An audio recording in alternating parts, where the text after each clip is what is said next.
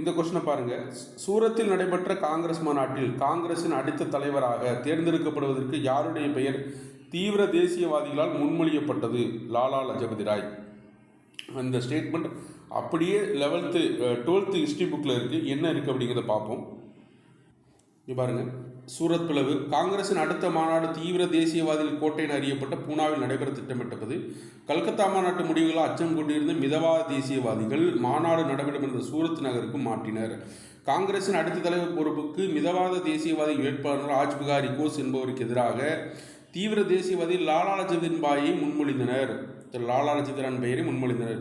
இயக்கம் பிளவுவதை தடுப்பதற்காக லாலாஜாய் போட்டியிட மறுத்தார். 1906 கல்கத்தா மாநாட்டில் நிறைவேற்றப்பட்ட 4 தீர்மானங்களும் பின்பற்றப்படுவதா இல்லையா என்ற கேள்வியொட்டி சில பெரசமத்தா தீர்மானத்தை பற்றி குறிப்பிடுறாங்க. சரிங்களா? அப்போ டைரக்டாக அப்படியே ராஜ்பிகாரி கோஸ் அப்படிங்கிறதுக்கு எதிராக லாலா லஜபதி ராய் வேட்பாளராக அறிவிக்க திட்டமிட்டனர்.